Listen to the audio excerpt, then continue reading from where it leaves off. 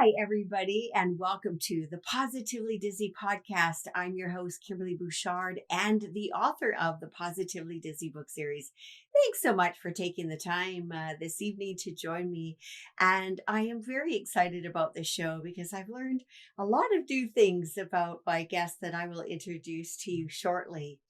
I just also want to thank my sponsor, Michelle McEwen, over at Years of Experience. If you want a vacation, she will put an amazing one together for you, and you will have texting privileges in the parks or whatever you decide to do for a vacation. You can reach her at mmckeown at themouseexperts.com and just let Michelle know that I've sent you, and she will take good care of you.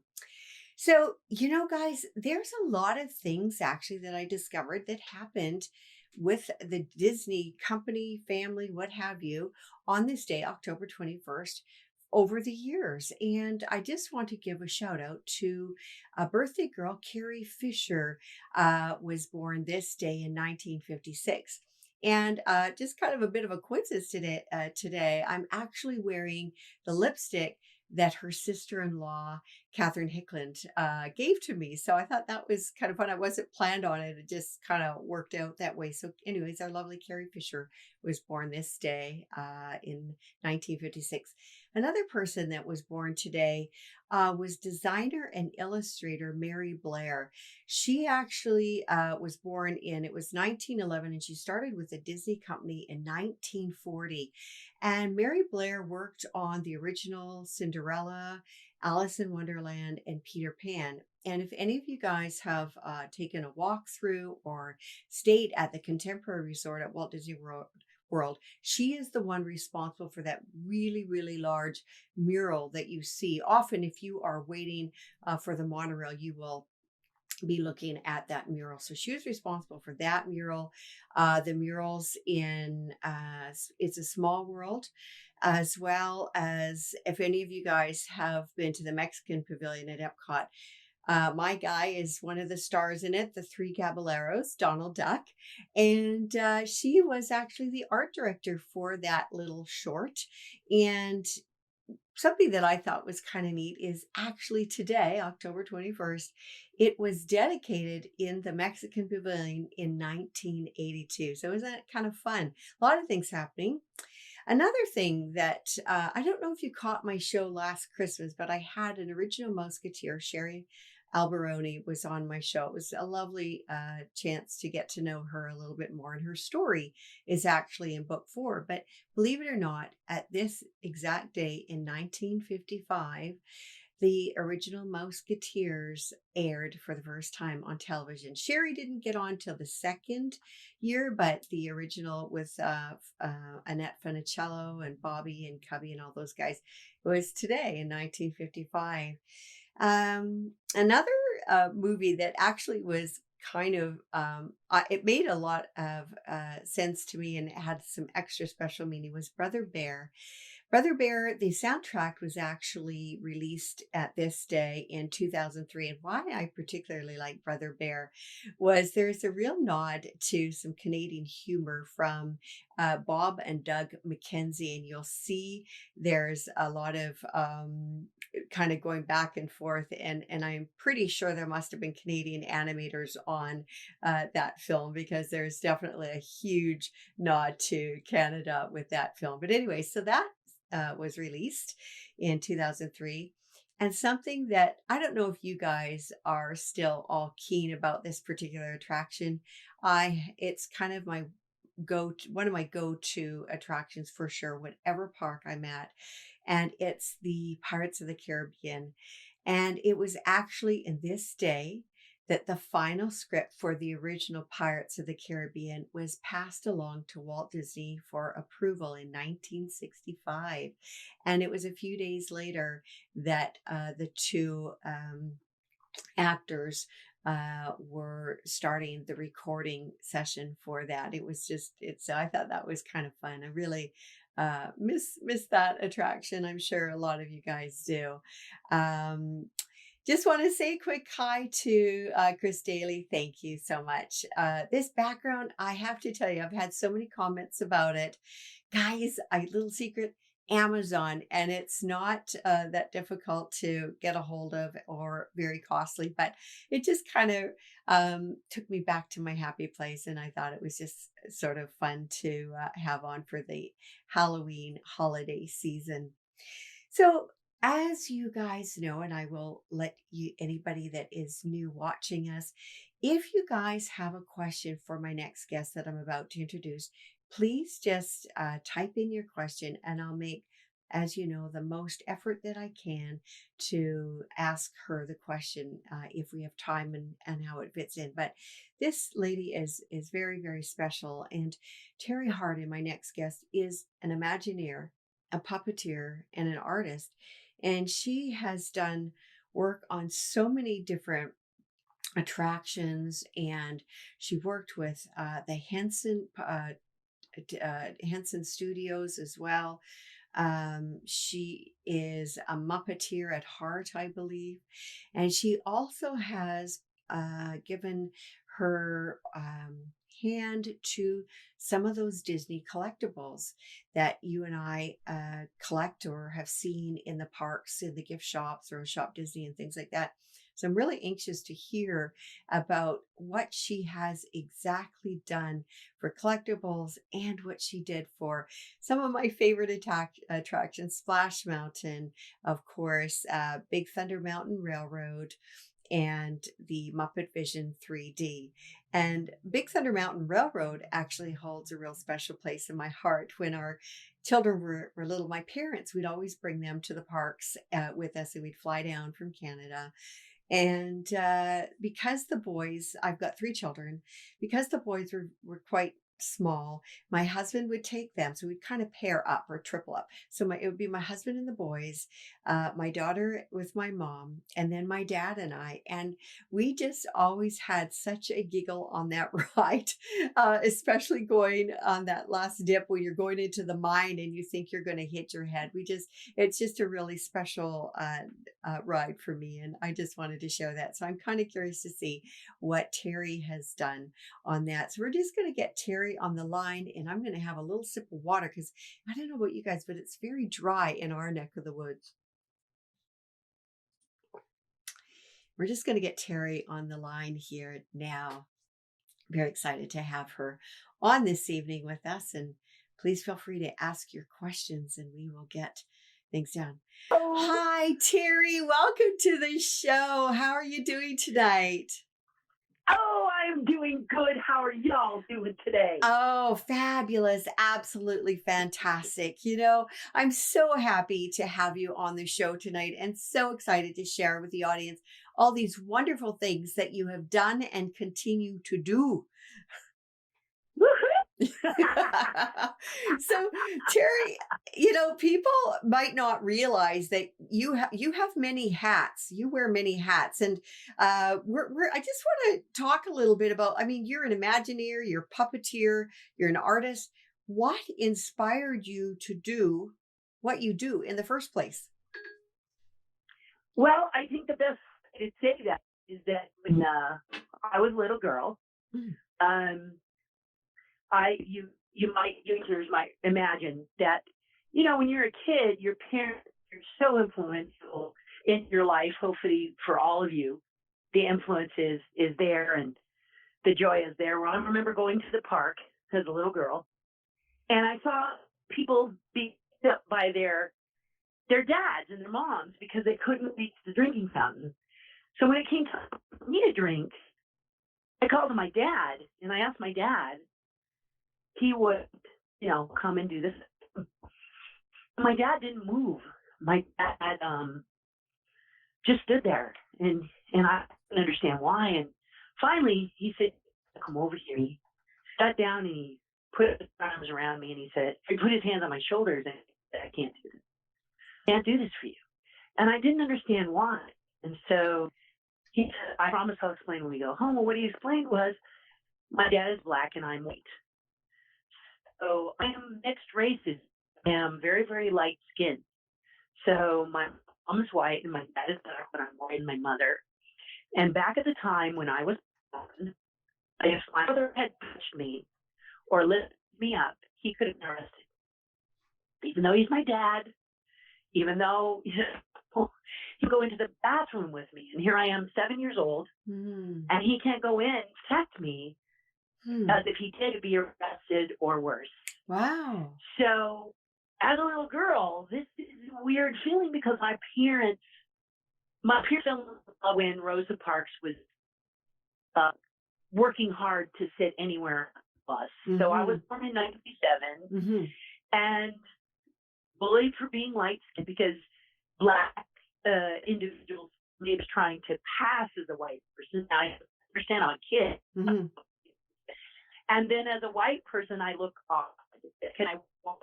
My hair stuck out on my head like a dandelion. And it was red blonde. So I had this striking blonde hair that sticks erections and it's blonde. Just defied everything. And so when I was born, I discovered art. And I discovered that I loved to draw. And my parents were very thankful that I started to draw because I was into anything. I was kind of a fork in the like-it-saw kind of curious kid. Oh. What does this do? Okay. You know? Oh my gosh.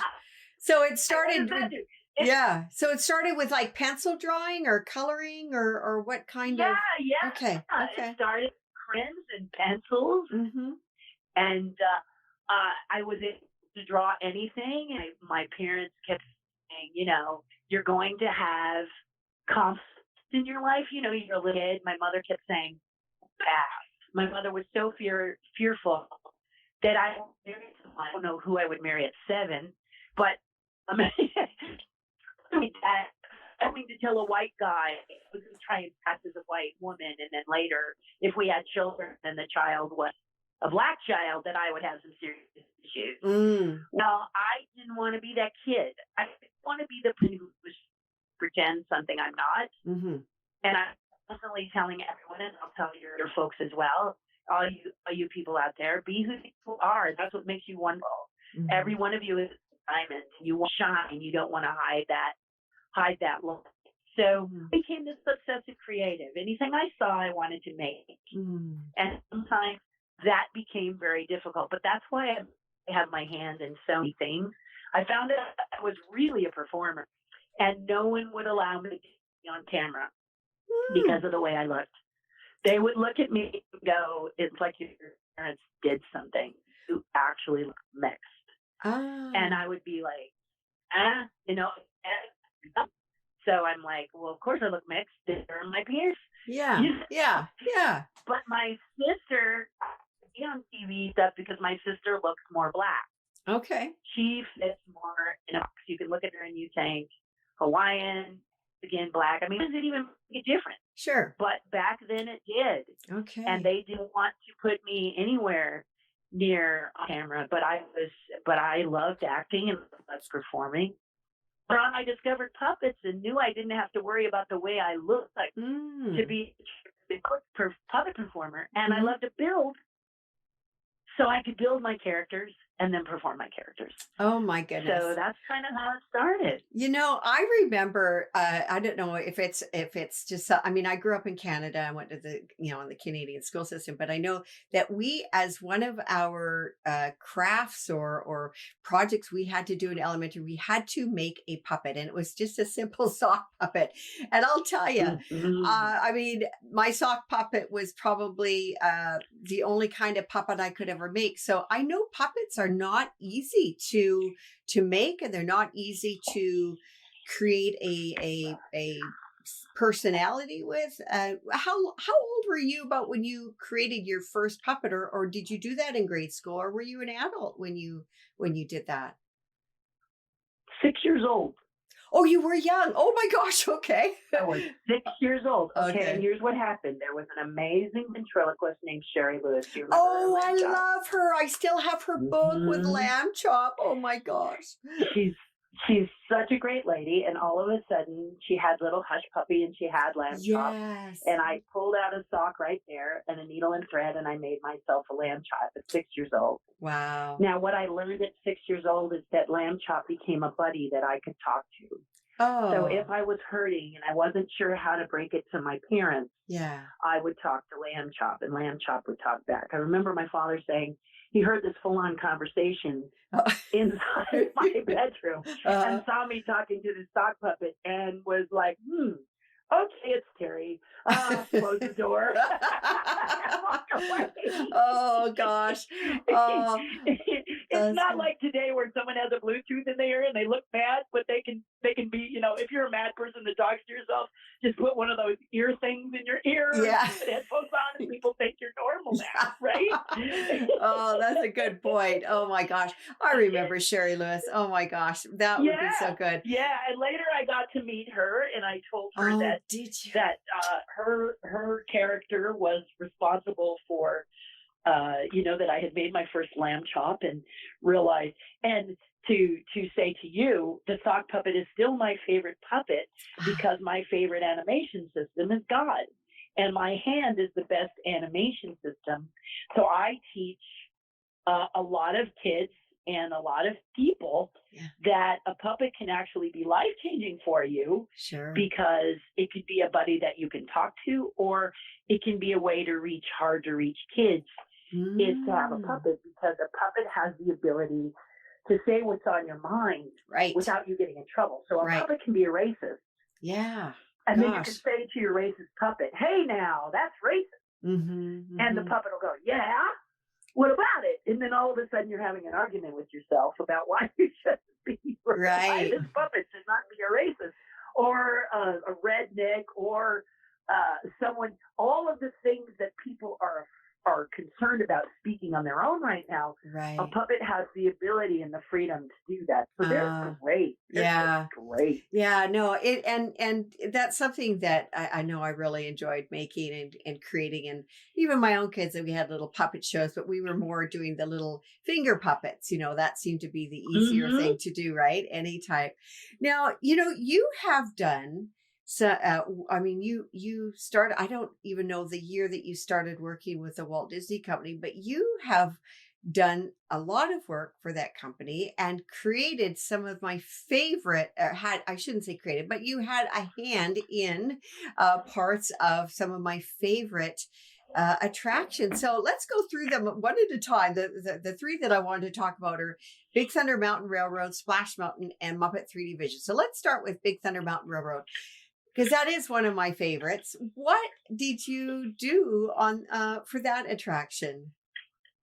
Well, so as an Imagineer, I really decided I wanted really, really, really badly to be with the Disney company. And Okay. I tried everything to be with the Disney company. And if you're out there and you're doing everything that you think, including performing like a circus dog, and you're saying to yourself, when in the heck am I ever going to get a break? Just keep swimming, okay? Just Mm-hmm. keep swimming. Okay. And finally, I mean, I got to the point where I was so frustrated with this company that I said, look, I'm going to step away from this company for a while Mm-hmm. because I have so many rejection letters. I can wallpaper my 1,500 square foot home, Oh. and Oh. I'm done for a while with the mouse going, you're not worthy.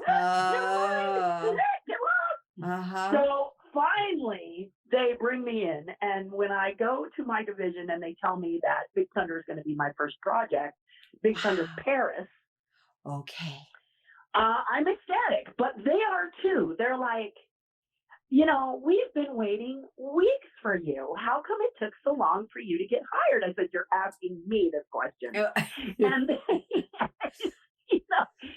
we said we wanted you right away and blah, blah, blah. That's really nice. But again, you're asking me this question. I waited Yeah. for 3 months and wondered, why does it take Disney so long to do anything? Oh dear.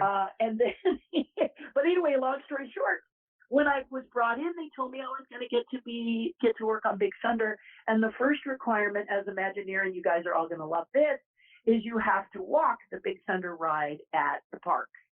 Walk So at walk Disneyland, it? they walk it. So at Disneyland, they stop. When Imagineers come, they stop the train, or we go super, super early, Right. and we walk the track. We hike on the track Oh my to gosh. learn about the mechanisms it takes to create this attraction. So that's the first thing you do, is you get to walk up Oh and down my the track. And what was goodness. so impressive to me, Kimberly, was that what you don't see. It's one thing what you see, but Mhm. Imagineers are so good at what they do that all of a sudden you realize that's a corrugated tube painted brown. Oh my You're like, gosh. excuse me, what? And then you ride the ride, because then they put you on the ride, and Yeah. now you're looking for that. Of course I'm going to see this. There's no Ah, way I'm not going to see a corrugated piece of pipe painted. And right. you don't. And Hidden. so that was our first lesson, was when you're building these things, you need to know where to put the audience's attention, Okay. the guest attention, which is just Okay. fascinating. Yeah. And while we were there, before we went, they asked us if there was an attraction that we wanted to walk. We could pick another one. Each one of us, there was about, I'd say, 5 new Imagineers at the time that Paris was being done. Mm-hmm. And we were told we could pick another ride, and I picked Pirates Oh. because I did not understand how Pirates was built. I tried. I remember looking at Pirates and looking at Pirates and looking at Pirates and saying to myself, how in the heck does this thing fit under the gallery, which is now the Princess Suite, but how does it fit? Mm-hmm. And so I got to walk it, and finally they took me on the catwalk and showed me, and it was absolute genius. I remember just sitting there saying, wow, I hope I live up to such genius. So when we built Big Thunder, it was just an experience not to be forgotten, because we were allowed to do some very magical things with it. And if you've been there, I have. it's considered the best Big Thunder, because you board it on the mainland and you go underwater and come up on an island, and it's like, seriously? Yeah. I actually, you know what? I was actually in Disneyland Paris I'm trying to think here, about 6 years ago. And I remember how different Pirates were in the 3 parks that I have been to, as well as Space Mountain in the 3 parks. You know, it was really fascinating. The differences, it's still called the name, you still have the idea behind it all, but they do differ. I was curious to know, Terri, when you say walk it, did you walk the whole track? Because I mean, that's a lot of up and down, like hiking around there. Yeah. Yeah. Oh, wow. Yeah. Some could say no, but they said, if you do this, first of all, how many people get to do this? And how many people out there would like to? Yeah. Oh, that. Exactly. If you had to get a rope and a grappling hook or somebody behind you pushing, you do it. You get there. Right. know? Yeah. Wow, that would be so fun. And Pirates, I'm always looking in and amongst, especially at the Disneyland Pirates of the Caribbean. No, sorry, Walt Disney World. Well, anyone that I could get to. I'm always looking around. Yeah. To see, sort of, okay, where's the door? Where's the exit? Where, and I don't even have it in me to determine how it all works, but it's just really amazing, the illusion of being in that village and the whole story. People don't seem to realize that it's not just an attraction, it's a story, right? Yes. It's an environment. It's an experience.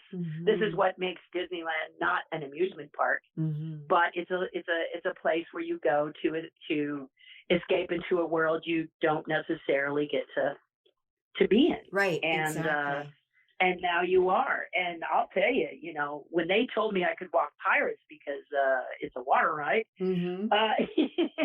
you were very excited to know that they had, the day before or a couple of days ahead of time, they had drained for repairs. They had drained the water area, so the boats were out and everything. Okay. And we got to walk it, and walking that was like, oh my goodness. Wow. So it was just an amazing opportunity to understand what was going to be asked of us for the new Big Thunder. Right. Big Thunder Paris had to be exciting and even though it had the same name, Disney does not like to repeat. With, unfortunately, the exception of Walt Disney World, they don't like to just copy. For Walt Disney World is always, there are times when they don't get to have as intricate of an attraction if it's first built at Disneyland, and I'm not quite sure why. But luckily, Walt Disney World has gotten some now because they are bigger. Mm-hmm. They have the space. So you guys have got Animal Kingdom in Pandora, Mm-hmm. and which I think is amazing. And then your guys are going to be having Tron. Oh And my you're gonna gosh. love that. I mean, oh my God. I know. You gone to Shanghai? I've not been to Shanghai yet, but that is one of the main reasons I Oh. wanted to go to Shanghai to see Tron and the Pirate Land at Shanghai. Oh. I'm like, are you kidding me? We could do a Pirate Land. I mean, I live in Seattle, but I mean, when you Walt Disney World is one of my go-to parks for sure. And there's so much space there. They could do their own thing. Like they could do their own Pirate Land. Yeah. Really. Yeah. Well, I don't know if there's enough space.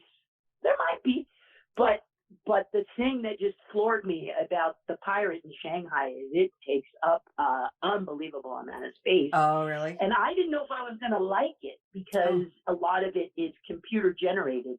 Oh, okay. And I thought, computer generated? Is that like the submarine in Disneyland? Because that's not that interesting to me. You know, I know the kids like it, but and I'm sure glad it doesn't smell like gasoline, but more like French fries now. But honestly, just I'm not a fan of.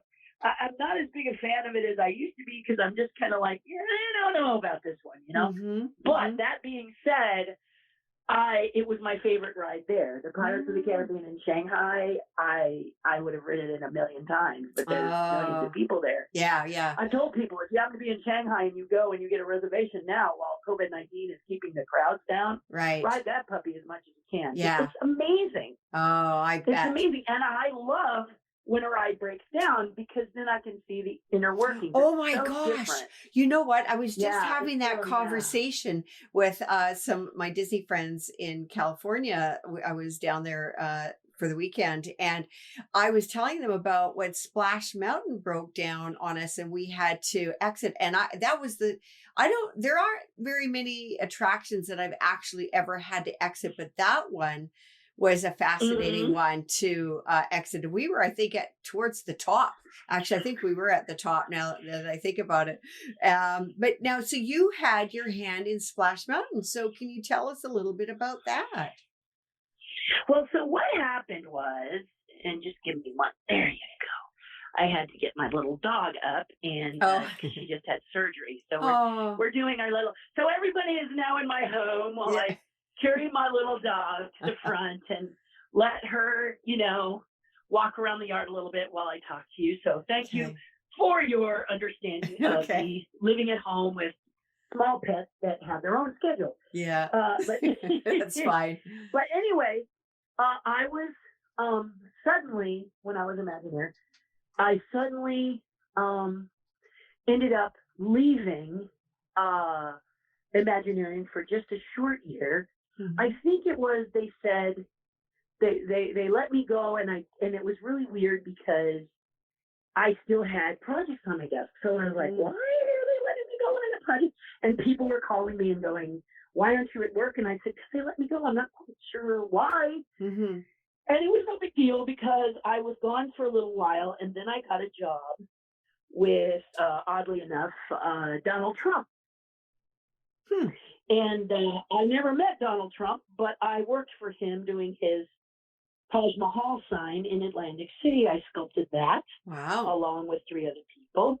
Wow. And it was a great job because he paid me quite a bit of money. And at the time I was wishing the job would never end. Right. But right after that, I got a call from my friend and she said, I'm working on Splash Tokyo. And I need your help. I need your help because we are so behind. And if we don't get caught up, we're in serious trouble. So I said, okay. So she said, you're going to have to come back in for a Disney interview. So I interviewed, and this time, rather than make me an employee, I became an independent contractor, which was lovely. Yeah. And I got to sculpt it. What happened was they needed somebody really fast. They needed someone who was really fast at this, what we call foam carving. It's a foam very much like you stick your flowers in, the reservoirs of your flowers. Okay. That is a golden color. Okay. Instead of green and color. Okay. and you carve it, and you make mountains, and you make wood, and you make all kinds of stuff. Mm. And I was so fast that when the show producer or the person in charge of Tokyo came, Mm-hmm. he couldn't believe how fast I had caught up. But I had done this for the film industry, okay? It's not that I'm all that great, but the film industry's deadlines are, hi, Terri, you're hired. This was due yesterday. Oh, yeah. Yeah. Whereas Disney is, we have a deadline. It's like 9 months from now. Mm. So you go, what? And that's what's so funny. So I was really fast because I had come from the film industry carving these things, and it was very helpful. Yeah. And the woman in charge of the project. So anyway, long story short, they liked it so much that they gave me main drops. So what they do is when they have a sculptor that has impact Mm-hmm. on an attraction, they give that person the coup, which is main drop. So the final drop, and thank you guys for allowing me to take care of my dog. The main drop was mine. And so when you ride down that drop in Tokyo, you are actually going down stage. Do not jump. Don't you jump. Yeah. Don't you jump. You pick you up. Come on. Oh, I was thinking you're talking about Splash Mountain, saying "Don't you jump" for a minute. This is my dog, who she had a little surgery, so she's a rescue dog that's a Yorkie and Schnauzer mix, and she loves to jump, and she can't jump for 2 weeks. Right. Yeah. And she has to be really careful. And so trying to get her. So again, guys, thank you for this little commercial announcement of why you hire a rescue dog and why you grab a rescue dog. Grab a rescue dog. They need a home. Okay, good. So give me 2 seconds and then I'll finish my story. Just 2 seconds.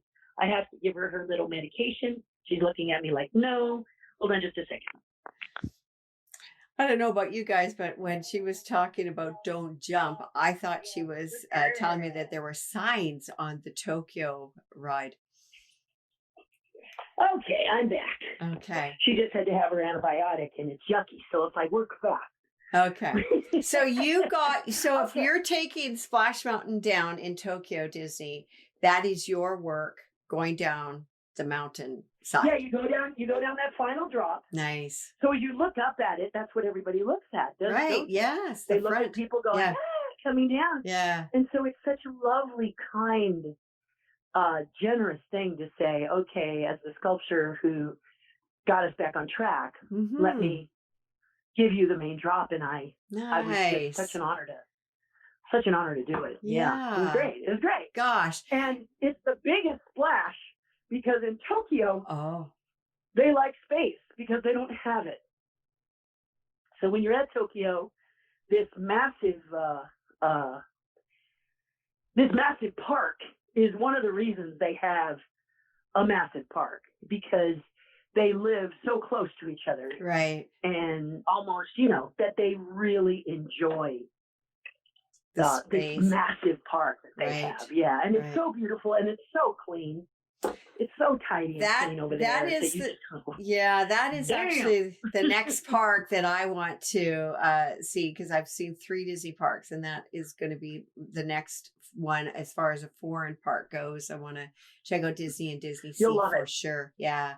Oh, I'm sure Disney I will. Sea is jaw dropping. Disney Sea is something that I remember sitting there. And they said, imagine Japan turns to you and says, here's a blank check, do what you want. Wow. And that's Disney Seas. The Imagineers were left alone to create whatever they wanted to create. Oh my gosh. What a dream. And you'll be in heaven. That's you'll be amazing. in heaven. And then for those of you who like collectibles from various parks, this one has some great, unusual collectibles because they are really about, as when you go into the stores, their collectibles are not necessarily like ours, because for the Japanese, when they go to Disneyland, that is considered a trip. Okay. And so they have to bring something back for their entire everybody. family. Yeah, the whole family. They go on a trip. Right. Yeah. So what they've done in Tokyo is they've done those boxes with those yummy little cookies. And the cookies have Mickey and the cookies have Pluto. And so the person can buy a box And then each little packet is like a gift. Okay, gotcha. So that way they don't break the bank doing that. Yeah. when they, yeah. Yeah, I get that. Brilliant. It's brilliant. I love that. However, the things to collect when you're there, and since you're going, we'll give you this little tip. The things to collect when you are there is go to the little stands where you'll get pudding, or you'll get I can't remember what I got when I was at Disney Seas. I got this great bowl that was the bottom half of Donald Duck. Oh. It's just his little feet and pants. Oh, they love Donald Duck. So adorable. It was so cute. And then there's these pudding cups that they put pudding in that have Winnie the Pooh, and they're like little Demitasse cups. Mm. And they're just amazing. And they're ceramic. This stuff is not plastic. Oh, okay. This stuff is glass, and they run about the equivalent of $3. Oh, wow. That's a deal. They're wonderful. You're going to have a great time. You're going to have a souvenir. A little stand, and you're going to be like, this is the stuff I really like. Oh, fun. Oh, that's great to know. Yeah. That's really good to know. Now, it's so awesome. Yeah. And, so, I mean, I want to just go back to Paris for a minute. You also did a dragon, like the dragon in Paris. So tell us about that. Everybody loves the dragon. I'm sorry, but it's just whatever. Oh, yeah. So first of all, hundreds and hundreds of castles were created for Paris because Paris is the castle capital of the world. Mm. So you can't do a cheesy castle. Mm-hmm. If you do, the Parisians, who are opinionated, Paris people are opinionated. Mm-hmm. Not that the U.S. isn't, but I know. And we knew that if they didn't like the castle, they would surely let people know. Mm. And so they were working on the castle. I was working on Big Thunder, and I saw this Dragon's Lair illustration. And I said, what's going on with that? And they said, oh, nothing. It's just a hub. And I went, excuse me, what are you talking about? And they said, it's just a hub. It's no big deal. It's going to be sewn. In Paris, there's snow, there's rain. We got to make sure there's a place for people to, walk through, blah, blah, blah. Mm-hmm. And I said, oh, no. Oh, my gosh. Who said that it was going to just be sewn? And long story short, I asked to meet Tony Baxter. Mm-hmm. And because I did not know who Tony Baxter was. I did not know how important he was. And I kept saying to my supervisor, let's get him down here. They go, he's the vice president of Imagineering. You don't just get him down there. Okay, then I'm going to go see him. Mm-hmm. No, you can't just go see him, Terri. So finally, because I would not stop, and this is the key when there's something you believe in and you're passionate about, you don't give up. You don't, who's to tell you that it's going to be that way until it's that way?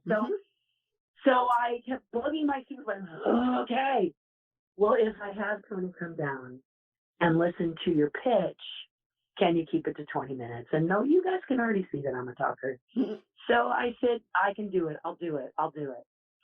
And Tony came with an entourage of people, person that put his chair out for him, and he sat.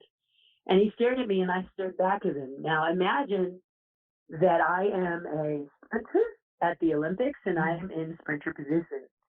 And I am looking at Tony, and I'm waiting for him to let me know that it's okay to start talking. And he said, you're Terri Hardin? And I said, you must be Tony Baxter. And he said, I am. And I said, say go. And he said, excuse me? And I said, say go. And he said, go? And I said, okay, here's what I'm thinking. It's got to be a real dragon, because and the reason it's got to be a real dragon is because we're not Magic Mountain, we're not Universal, we are Disney. And because we're Disney, and because Disney doesn't do anything half, we got to have this moving dragon. It's got to be a real dragon. It's got to be. And Tony said, whoa, stop. And I said, what do you mean? What do you mean? And I looked at my watch, and I said, dude, you're crapping my time. Let me finish. And he was like, whoa. And he started laughing. And he said, if I give you more time, will you slow down? Oh. And I said, you'll give me more time? And he said, yes, I'll give you more time. And I went, okay. And I walked him through all of my concept art, all my ideas. I explained how the dragon would wake up. I explained the dragon would be sleeping. dragon freak. So I had worked really hard to do all these sketch and illustrations about my envisioned dragon. And so Tony was very quiet, and chin down and eyes up, looked at me with a coy expression, and he said, "Okay, I'll green light this." Oh, like, man. what? And he's like, "Design it." Nice. And I was like, "Hell no. Of course I design it." And the thing was, I had never designed anything in my life. Okay. But you don't let that stop you when Right. it's something that you really want to do. Your heart is beating like it. Oh my gosh, what if I fail? But you shut that voice up and you say, how would I design this? And that usually will save you.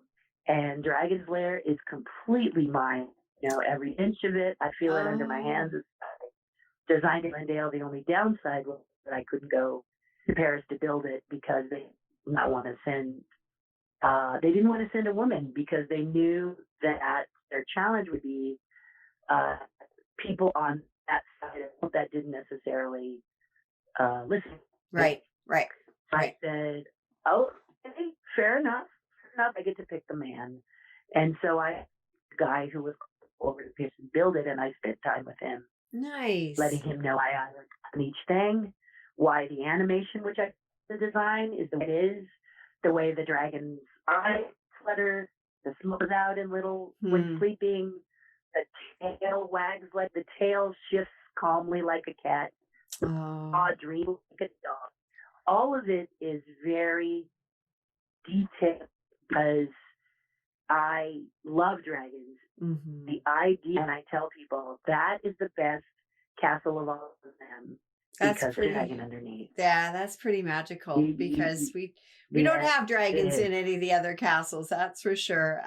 Lots of lovely things, but to have a dragon is really neat, actually. You know, I'm going to take another look of that about that on YouTube because I know there's things all about it on YouTube. So if anybody else wants to take a closer look at this dragon, it's quite incredible. Well done, Terri. I must say, it's just really amazing. Thank you. And it's love to go in. It's still dark. It's still, some people are afraid because I mean you're meeting a dragon. So you need to have that little chill go up your spine. They've just opened the upper stairway from Merlin's Magic Shop going down into the cavern, and they have that ghost for a while. And that's a beautiful view to be there and love the entire thing. The only thing that's a little weird is that Paris, they wanted to put bones and skulls and stuff like a dragon had eaten something. Right. And that's kind of bizarre because it doesn't really work. But they keep her up. They're very proud of her. They hope no other part gets one. Yeah, I know. They really are proud of that. Yeah. And it was my favorite job I did it. It was so much fun to design all of it. Oh, I bet. It was just fantastic. So when I go see her, I just go, oh my God. Oh, that must be really special to be able to see your work for sure. You know, you also worked on the 3D or Muppet Vision in 3D, which, you know, that's an iconic attraction as well. So what did you do on Muppet Vision 3D? Well, back in 1982, I got the opportunity to do a commercial with McDonald's called the Chicken McNuggets. Now, many of you may not be old enough to remember those chicken. They were little spongy McNuggets that danced around and did everything, and all of a sudden, they were puppets at the time. And then they turned into CG pups. So they flew me to New York to perform these McNuggets, and while I was there, I asked to go see Jim Henson. He goes, ha. And the reason I asked because my mentor, Giovanni, wanted to go to the Met to see opera, and nobody would go. And I didn't know what opera was. That can be a little long in the tooth for someone who's only 19, 20 years old. But 20, in my 20s anyway. And I was like, oh my God. I told him in return I wanted to go see the studio. Saying you're not going to meet Jim, and there I met Jim Henson, and all I wanted to do. I met him he was supposed to be there. I was supposed to be escorted and shown around his wife Jane, and there he comes around the corner. Now he's very excited to meet me, not because I'm starting, but because I was a woman. And back then there were 3 men for every 30 male puppeteers. Oh, So wow. anytime he met a woman, he'd light up. And there I was with one of the top West Coast puppet performers. And so he just lit up and he started to just chatter away at me. What can I show you? Why are you here? Blah, blah, blah. And I said, I got to see your shop. Because I was a puppet builder and I didn't know how Miss Piggy was made. Oh. How do you make this thing? How do you make her? How come her face? Her face doesn't have any stitching. You know? And he goes, oh, well, that's a method called flocking. Let me show you. And he took me down and it was awesome. It was awesome. So a few years, so right after I leave New York, Jim calls me and he has a representative call me and they asked me to move to New York to do Sesame Street. Oh and my Late gosh. Freak guys. Oh Yeah, my gosh. I said no. No, thank you, Jim Henson. I can't go to New York and do Sesame Street. I just want you to let that settle on your shoulders for a while. Because a lot of people go, what? Wow. But I didn't like Manhattan. It was too noisy. It was too big. The whole thing made me feel like I was being pins and needles into my body. And and Jim said the same thing. He said, why are you not going to come? Did I mention that I'm Jim Henson? And I said, yes, you did. And it's just that I can't in New York. I can't live in New York. Yeah. And he said, what makes you think you can work for me and not live in New York? And I said, Steve Whitmire lives in Atlantic City. Dave Gold, who does Gonzo, lives in San Francisco area, just above San Francisco. Kevin Clash lives in Baltimore. And he says, oh my God, you've done your homework. I said, you bet you I have. And I said, when you come here, and you will, because the best puppeteers are on this side of the fence. I said, please hit me up. Well, in 1989, when he agreed to do Muppet 3D Theater, he came west. And the first person he called was me. And he said, you better be good or I'm going to embarrass you like you've never been embarrassed before, young lady. Nobody says no to Jim Henson. And wow. And it was great. I love a gauntlet being thrown. So so I auditioned and we were actually doing a show. We were designing a show together when he passed away. So that was pretty rough. I'm thinking of resurrecting that show because it returned to me once Jim passed. But the thing that is just this amazing was that Jim was the first puppet troupe, the Henson Company, that didn't cast women because they could do a voice. Right. One of the most challenging things on the West Coast was that if you were going to play a female character, they wanted you to do the female voice, and there were so few. Right. So if you didn't, if you didn't get the voice, you usually didn't get to play the character, which Henson was like, oh no, I don't care about that. So tons of women were hired to do Muppet 3D. It was wonderful.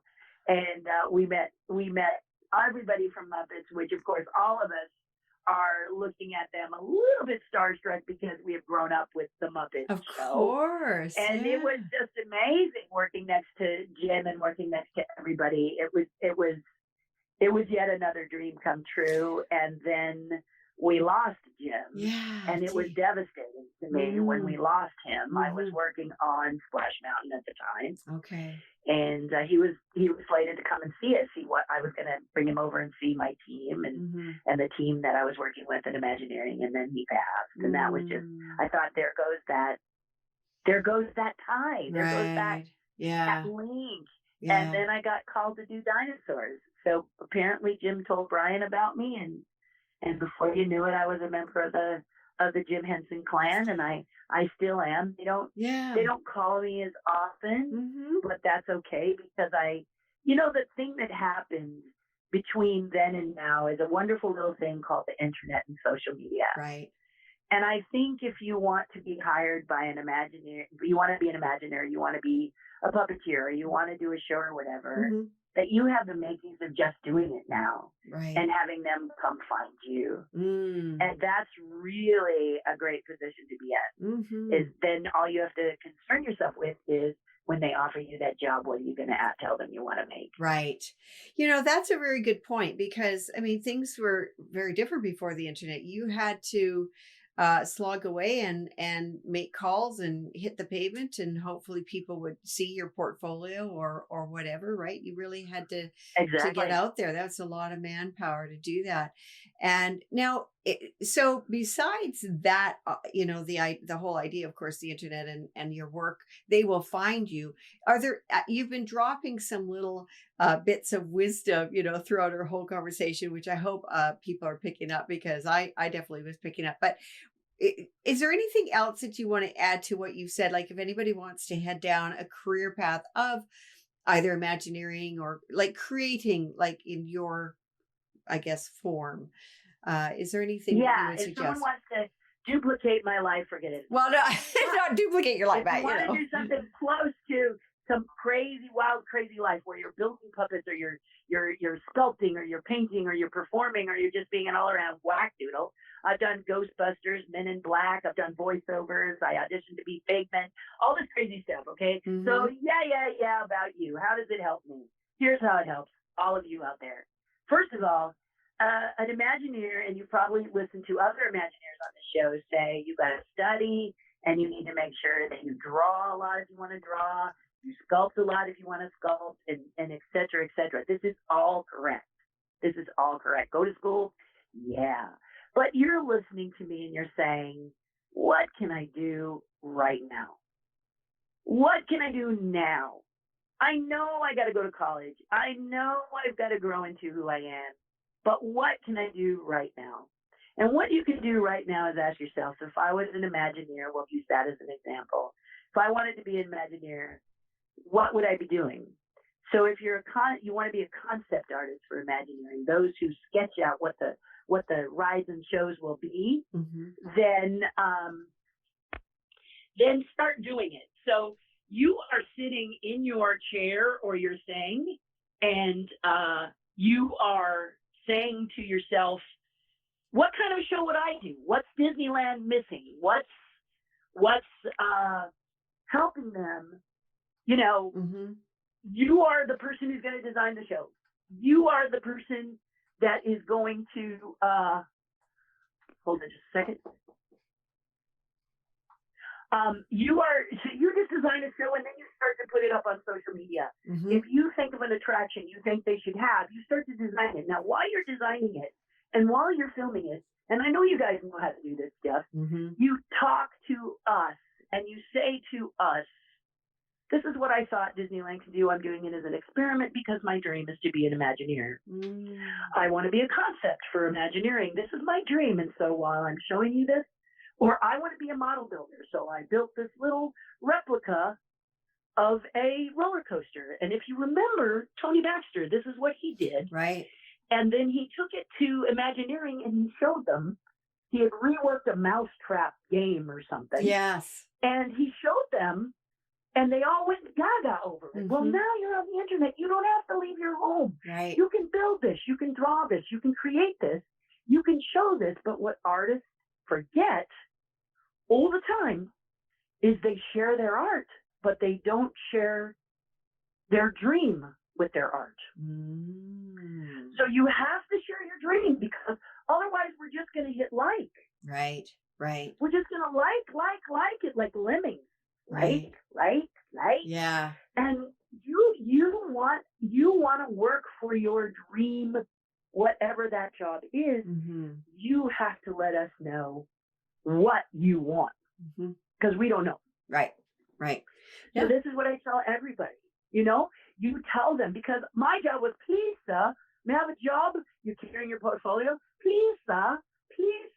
And it's putting it all in their court. But the internet and social media has changed that. Right. The internet and social media says you can drive your own boat.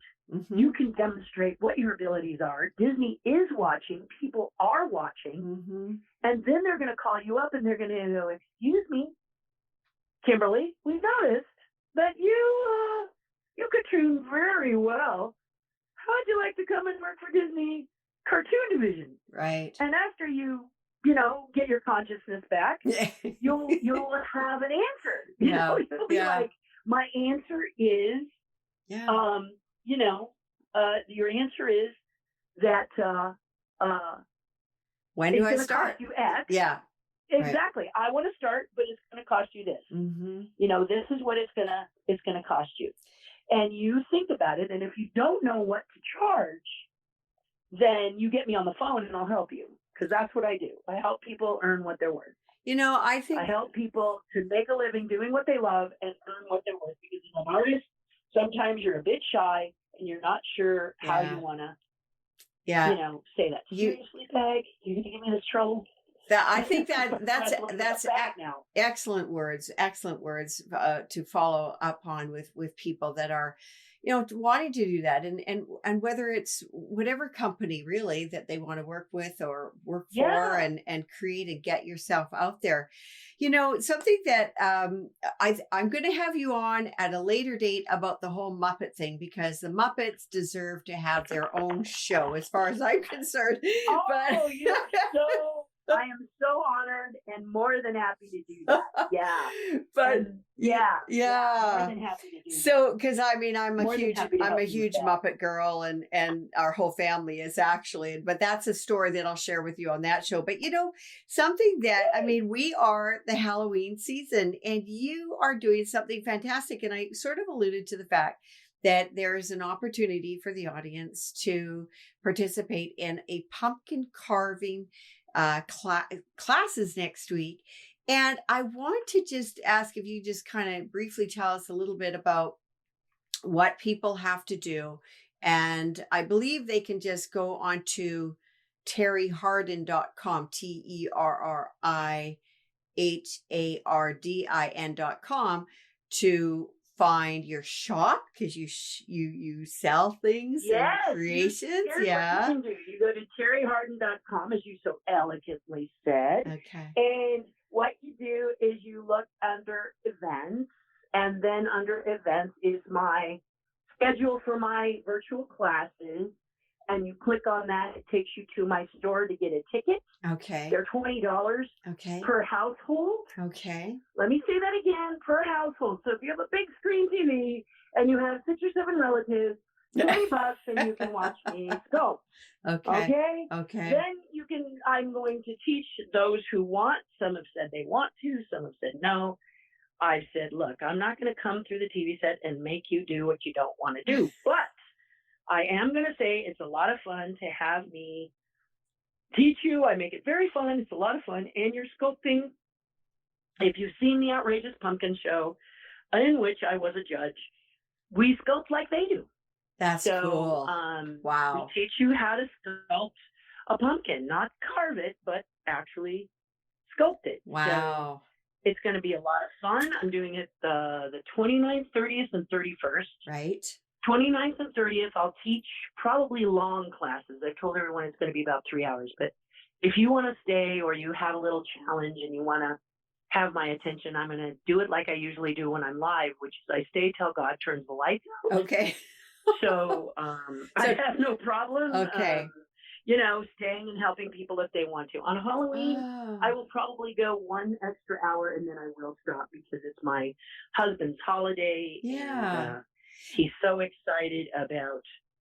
And it's a we Saturday. Don't know what we're gonna do, and it's a Saturday too, which is really neat this year. So I just want to, really turned out great. Yeah, I just want to tell people it's from 10 a.m. to 1 p.m. on Thursday the 29th, Friday the 30th, it's 10 to 1, and Saturday, October 31st, it's 9 to 12. And, those of us that are working during the week, they can all tune in onto this in the Saturday. But before they tune in, everybody needs a pumpkin, obviously. And now, is there a place that will tell people where they can get the tools, or what, I don't know. Do we have everything in our kitchen? Well, once you go on there, okay. Once it takes you directly to where you can get tickets and everything on the store. Okay. It should also, in that category, show you tools you can buy from me and DVD. I have a DVD.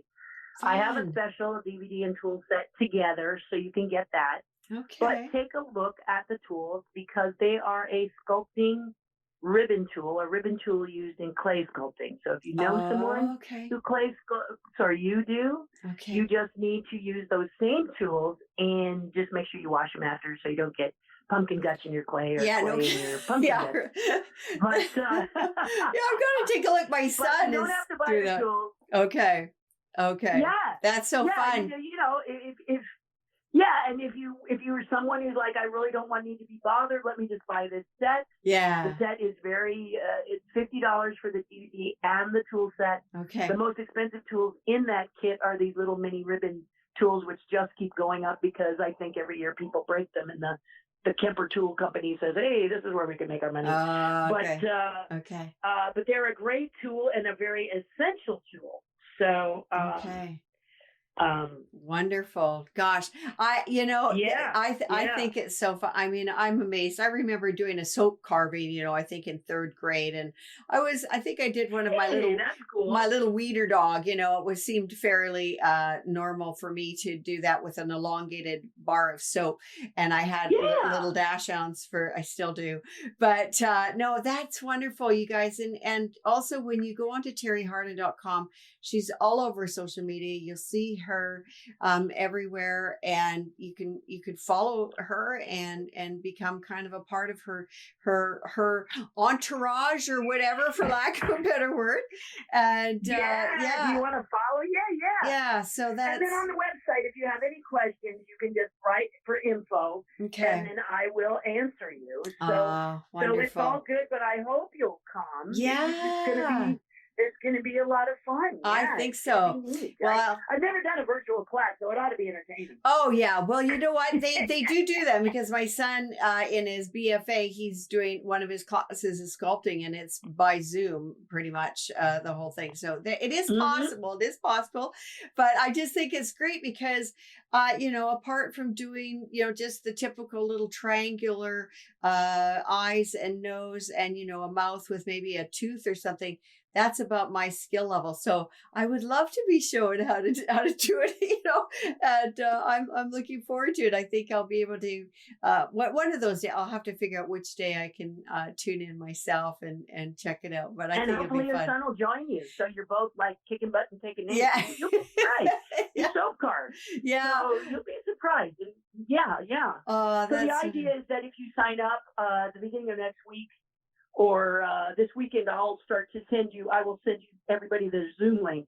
Okay. And then I will also talk about the type of pumpkins. I'm actually going out tomorrow to look at different pumpkins and to take different pictures so people can see what kind of pumpkins may be available in your area, and try to avoid a grocery store or a market and go to a farm. Okay. But yeah, it's going to be great. That's awesome. Thank you, Terri, so much for joining us tonight.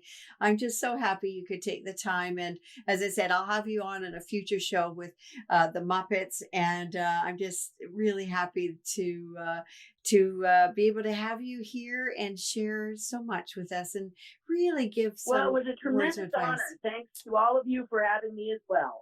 Okay. All right. We will talk to you soon. All right. Take care. All right. Okay. Cheers. Bye, Terri. Bye-bye.